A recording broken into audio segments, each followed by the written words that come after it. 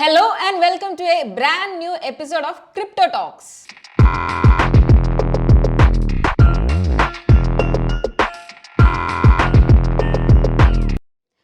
Crypto currency എന്ന് പറയുന്ന currency നമ്മുടെ ഇടയിൽ ഏകദേശം ഒരു 10-14 കൊല്ലങ്ങളായിട്ടുണ്ട്. പക്ഷെ നിങ്ങൾക്ക് ആർക്കൊക്കെ ഇതിനെപ്പറ്റി അറിയാം? ശരിക്കും പറഞ്ഞാൽ ക്രിപ്റ്റോ കറൻസി ഏറ്റവും സിമ്പിളായിട്ട് പറയുവാണെങ്കിൽ അതൊരു ഡീസെൻട്രലൈസ്ഡ് ഫോം ഓഫ് ഡിജിറ്റൽ കറൻസിയാണ്. ഇതിനൊരു ഫിസിക്കൽ ഫോം ഉണ്ടാവില്ല. എന്ന് വെച്ചാൽ നമ്മൾ യൂസ് ചെയ്യുന്ന കറൻസി ഇല്ലേ, നമ്മൾ യൂസ് ചെയ്യുന്ന കറൻസിക്ക് എപ്പോഴും ഒരു ഫിസിക്കൽ ഫോം ഉണ്ട്. ഇപ്പോൾ 2000 രൂപയുടെ നോട്ട്, 500 രൂപയുടെ നോട്ട്, 10, 50 അങ്ങനെ പല പല ഡിനോമിനേഷനിൽ ഒരു ഫിസിക്കൽ ഫോം ഉണ്ട്. പക്ഷേ ക്രിപ്റ്റോ കറൻസി എന്ന് പറയുന്നത് എപ്പോഴും ഒരു ഡിജിറ്റൽ ഫോമിൽ മാത്രം അവൈലബിൾ ആയിട്ടുള്ള ഒരു കറൻസിയാണ്. അതുകൊണ്ട് തന്നെ നമുക്ക് പറയാം ഇതൊരു ഫ്യൂച്ചർ കറൻസിയാണ്. നമ്മുടെ ഫ്യൂച്ചറിൽ ചിലപ്പോൾ നമ്മൾ യൂസ് ചെയ്യാൻ പോകുന്ന അല്ലെങ്കിൽ എല്ലാ ട്രാൻസാക്ഷൻസും നടക്കാൻ പോകുന്നത് ക്രിപ്റ്റോ കറൻസിയിലൂടെ ആയിരിക്കും. നമ്മൾ പറഞ്ഞു ക്രിപ്റ്റോ കറൻസി ഒരു ഡീസെൻട്രലൈസ്ഡ് ഫോം ഓഫ് കറൻസിയാണ് ആൻഡ് അത് ഡിജിറ്റൽ ആണെന്ന്. അപ്പോൾ പലരും ഇതിൽ ചിന്തിക്കുന്നുണ്ടാവും അത് സേഫ് ആണോ സെക്യൂർഡ് ആണോ എന്നുള്ള കാര്യം. പറയുവാണെങ്കിൽ ക്രിപ്റ്റോ കറൻസി ഭയങ്കര സേഫും സെക്യൂർഡ് ആണ്. കാരണം ഇത് ഡെവലപ്പ് ചെയ്തിരിക്കുന്നത് ക്രിപ്റ്റോഗ്രഫി ആൻഡ് ബ്ലോക്ക് ചെയിൻ എന്ന് പറയുന്ന 2 ടെക്നോളജികൾ യൂസ് ചെയ്തിട്ടാണ്. ബ്ലോക്ക് ചെയിനെ പറ്റിയും ക്രിപ്റ്റോഗ്രഫീനെ പറ്റിയും നമ്മൾ വരുന്ന എപ്പിസോഡിൽ ഡീറ്റെയിൽഡ് ആയിട്ട് തന്നെ ഡിസ്കസ് ചെയ്യും. ക്രിപ്റ്റോ കറൻസിയുടെ പ്രാധാന്യങ്ങൾ എന്തൊക്കെയാണ്? നമ്മൾ നോർമൽ കറൻസിയെ വെച്ച് നോക്കുമ്പോൾ ക്രിപ്റ്റോ കറൻസിക്ക് എന്ത് വ്യത്യസ്തതയാണ് ഉള്ളതെന്ന് നമുക്ക് നോക്കാം. ആദ്യം തന്നെ പറയുവാണെങ്കിൽ ഇതിൻ്റെ ഡീസെൻട്രലൈസ്ഡ് ഫോമാണ് ഇതിൻ്റെ ഏറ്റവും വലിയൊരു അഡ്വാൻറ്റേജ്. നമ്മൾ ഫസ്റ്റ് എപ്പിസോഡിൽ പറഞ്ഞിട്ടുണ്ടായിരുന്നു നമ്മുടെ ഡീമോണിറ്റൈസേഷനെ പറ്റി. നമ്മൾ ഡീമോണിറ്റൈസേഷൻ വന്നപ്പോൾ കുറേ പേര് പെട്ടുപോയി. പിന്നെ അല്ലെങ്കിൽ തന്നെ UPI ട്രാൻസാക്ഷൻസ് ചെയ്യുമ്പോൾ ഉള്ള ഇറേഴ്സിനെ പറ്റി നമ്മൾ പറഞ്ഞിട്ടുണ്ട്. പക്ഷേ ക്രിപ്റ്റോ കറൻസി എന്ന് പറയുമ്പോൾ ഒരു ഡീസെൻട്രലൈസ്ഡ് ഫോമാണ്. ഇതിനെ കൺട്രോൾ ചെയ്യാൻ ആരും ഇല്ലാത്തത് കൊണ്ട് തന്നെ ഇതിന് ട്രാൻസാക്ഷൻ ഇറേഴ്സ് വരുന്നത് വളരെ കുറവാണ്. പിന്നെ എല്ലാവരും ചിന്തിക്കുന്നുണ്ടാവും ഇത് ക്രിപ്റ്റോ കറൻസി എന്ന് പറയുമ്പോൾ ഭയങ്കര എക്സ്പെൻസീവ് ആണ്, എനിക്കിതിൽ ഇൻവെസ്റ്റ് ചെയ്യാൻ പറ്റുമോ, എനിക്കിത് വാങ്ങാൻ പറ്റുമോ എന്നുള്ള കാര്യം. നമ്മൾ ആലോചിക്കുകയാണെങ്കിൽ നമ്മുടെ ഏറ്റവും ആദ്യത്തെ ക്രിപ്റ്റോ കറൻസി ബിറ്റ്കോയിൻ ഏകദേശം ഒരു 30 ലക്ഷം രൂപയോളം വരും. ഒരൊറ്റ ബിറ്റ്കോയിൻ വാങ്ങാൻ വേണ്ടി വരുന്ന ഒരു ചിലവാണ് ഒരു 30 ലക്ഷം രൂപ എന്ന് പറയുന്നത്.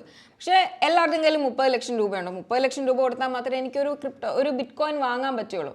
ശരിക്കും പറഞ്ഞാൽ നമുക്ക് ബിറ്റ്കോയിൻസിൻ്റെ പല പല ഭാഗങ്ങളായിട്ട് വാങ്ങാൻ പറ്റും. എന്ന് വെച്ചാൽ ഒരു 30 ലക്ഷം രൂപയുടെ ബിറ്റ്കോയിൻ നമുക്ക് പല പല പല കഷ്ണങ്ങളാക്കാൻ പറ്റുമെന്ന് പറയാം. എനിക്കിപ്പോൾ ഒരു 100 രൂപ ഉണ്ടെങ്കിൽ പോലും എനിക്കൊരു ബിറ്റ്കോയിൻ വാങ്ങാൻ പറ്റും. എന്ന് വെച്ചാൽ ബിറ്റ്കോയിൻ എന്ന് പറയുന്നത് ഓർ ക്രിപ്റ്റോ കറൻസി എന്ന് പറയുന്നത് ഡിവിസിബിൾ ആണ്. പിന്നെ നമുക്ക് വേറൊരു സിനാരിയോ ആലോചിക്കാം. ഇപ്പോൾ അല്ലെങ്കിൽ നിങ്ങൾക്കൊരു ഫ്രണ്ട് ഉണ്ട്. ഫ്രണ്ട് US നിങ്ങളിങ്ങനെ ഇന്ത്യ US. അപ്പോൾ എനിക്ക് പൈസ ട്രാൻസ്ഫർ ചെയ്യണം. അതൊരു 5 ലക്ഷം രൂപയോളം ട്രാൻസ്ഫർ ചെയ്യണം. 5 ലക്ഷം രൂപ നമ്മൾ ട്രാൻസ്ഫർ ചെയ്യുമ്പോൾ നമുക്ക് വരുന്ന പ്രധാന പ്രശ്നം എന്ന് പറയുന്നത് ഇതിന് ഒരുപാട് ചാർജസ് ഒന്നാമത്തെ കാര്യം വരും. പിന്നെ ട്രാൻസാക്ഷൻ ടൈം, അത് അത്യാവശ്യം ടൈം തന്നെ എടുക്കും. പിന്നെ ഇതിനിടയിൽ തന്നെ ഒരുപാട് ആൾക്കാരുണ്ട്. ഇൻ്റർമീഡിയറീസ് എന്ന് പറഞ്ഞാൽ ഇഷ്ടം പോലെ ആൾക്കാരുണ്ട്.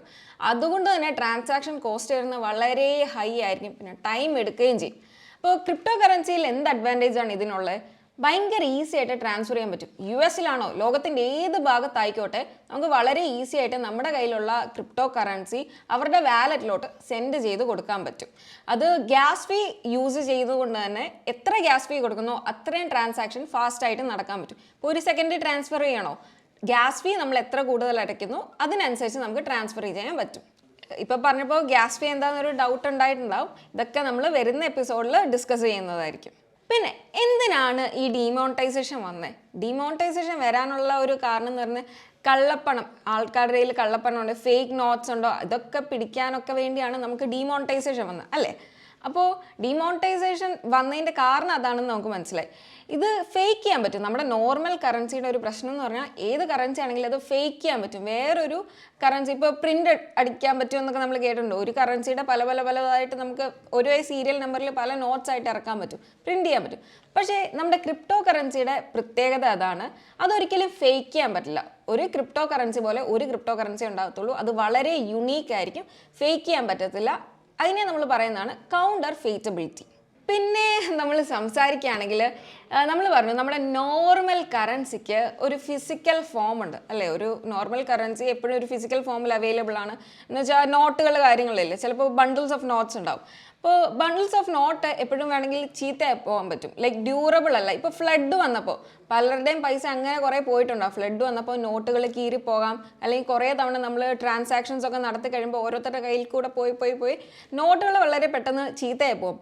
പക്ഷേ എപ്പോഴും നമ്മുടെ ക്രിപ്റ്റോ കറൻസി ഓർ നമ്മുടെ ഡിജിറ്റൽ കറൻസി ഡ്യൂറബിൾ ആണ്. എപ്പോഴും അത് നിലനിൽക്കും, കാലാകാലങ്ങളോളം അത് നിലനിൽക്കുന്ന ഒന്നാണ്.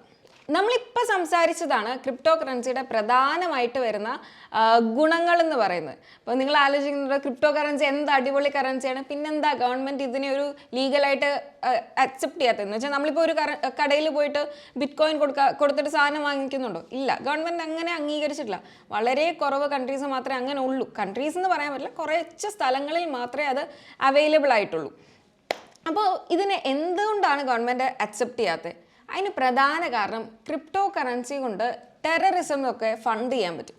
ഇതിനെ നമുക്ക് ട്രാക്ക് ചെയ്യാൻ പറ്റില്ല. ക്രിപ്റ്റോ കറൻസി ഇപ്പോൾ എവിടെ നിന്നാണ് വന്നത്, എങ്ങനെയാണ് എന്നുള്ളതൊന്നും ട്രാക്ക് ചെയ്യാൻ പറ്റാത്തതുകൊണ്ട് ഇപ്പോൾ ടെററിസം, ഇല്ലീഗൽ ആക്ടിവിറ്റീസ്, അങ്ങനത്തെ ഉള്ള ഒരുപാട് ആയുധക്കടത്തിനൊക്കെ നമ്മൾ പൈസ കൊടുക്കുക എന്ന് പറയും. അപ്പോൾ അത് നമുക്ക് ബിറ്റ് കോയിൻ വെച്ചോ, അങ്ങനെ ഇപ്പോൾ ഡാർക്ക് വെബ് എന്ന് കേട്ടിട്ടില്ലേ, ഡാർക്ക് വെബിലൊക്കെ നമ്മൾ ഇപ്പോൾ ക്രിപ്റ്റോ കറൻസിയാണ് അക്സെപ്റ്റ് ചെയ്യുന്നത്. അപ്പോൾ അത് ട്രാക്ക് ചെയ്യാൻ പറ്റാത്തതുകൊണ്ട് തന്നെ അങ്ങനൊരു പ്രധാന പ്രശ്നം ഇതിനുണ്ട്. പിന്നെ നമ്മൾ പറഞ്ഞു ക്രിപ്റ്റോ കറൻസി, ശരിക്കും കറൻസിയുടെ യൂസ് എന്താ? നമ്മൾ ഒരു സാധനം വാങ്ങിക്കാൻ വേണ്ടി ഇപ്പോൾ ആ പൈസ കൊടുത്താൽ അത് അക്സെപ്റ്റ് ചെയ്യണം. പക്ഷേ ക്രിപ്റ്റോ കറൻസി എന്ന് പറയുന്നത് എപ്പോഴും ഒരു ഡിജിറ്റൽ അസറ്റായിട്ട് മാത്രമാണ് കൺസിഡർ ചെയ്യുന്നത്. എന്ന് വെച്ചാൽ നമ്മളിപ്പോൾ ഒരു അസറ്റായിട്ട് അത് ഹോൾഡ് ചെയ്യുവാണ്, ലൈക്ക് ട്രേഡ് ചെയ്യും, അല്ലെങ്കിൽ ഒരു ഇൻവെസ്റ്റ്മെൻ്റ് ആയിട്ട് തന്നെ ഇൻവെസ്റ്റ് ചെയ്ത് വെക്കുക എന്നുള്ളതാണ് ഇപ്പോൾ ക്രിപ്റ്റോ കറൻസി കൊണ്ട് നമ്മൾ ചെയ്യുന്നത്. പല സ്ഥലങ്ങളിലും ക്രിപ്റ്റോ കറൻസി അക്സെപ്റ്റ് ചെയ്യുന്നേ ഇല്ല. പല സ്ഥലങ്ങളിലും ക്രിപ്റ്റോ കറൻസി ഇല്ലീഗലാണ്. ഇപ്പോൾ ചൈന പോലത്തുള്ള കൺട്രീസിൽ ക്രിപ്റ്റോ കറൻസി അത് ബാൻ ചെയ്തിട്ടുണ്ട്, അത് ഇല്ലീഗലാണ്. അപ്പോൾ അങ്ങനത്തെ ഒരു പ്രശ്നം കൂടെ ക്രിപ്റ്റോ കറൻസിക്ക് ഉണ്ട്. അപ്പോൾ നമുക്ക് പറയാം കറൻസിയുടെ ഒരു പ്രധാന യൂസ് ഇവിടെ നടക്കുന്നില്ല. ജസ്റ്റ് ഒരു അസറ്റായിട്ട് അല്ലെങ്കിൽ നമുക്ക് ട്രേഡ് ചെയ്യാൻ പറ്റുന്ന ഒരു മാർഗമായിട്ട് മാത്രമേ ക്രിപ്റ്റോ കറൻസി ഇപ്പോഴും ഉള്ളൂ. ഇനി നമുക്ക് പറയാം ഭാവിയിൽ ഇതിൽ കുറേ മാറ്റങ്ങൾ വരും. ക്രിപ്റ്റോ കറൻസി അക്സെപ്റ്റ് ചെയ്യുന്ന എല്ലാ കൺട്രീസും തന്നെ ക്രിപ്റ്റോ കറൻസി അക്സെപ്റ്റ് ചെയ്യുന്ന ഒരു അവസ്ഥ വരും. ഇപ്പം നമ്മുടെ ഇന്ത്യയുടെ കാര്യം തന്നെ നോക്കുകയാണെങ്കിൽ ഈ തവണത്തെ ബഡ്ജറ്റിൽ പറഞ്ഞിട്ടുണ്ട് ഇന്ത്യക്ക് സ്വന്തമായിട്ട് ഒരു ക്രിപ്റ്റോ കറൻസി ഇറങ്ങാൻ പോവുകയാണെന്ന്. അപ്പോൾ പല മാറ്റങ്ങളും കണ്ടു തുടങ്ങുന്നുണ്ട്. നമുക്ക് വെയിറ്റ് ചെയ്ത് ഇത് എന്താ നടക്കുന്നതെന്ന് നോക്കാം.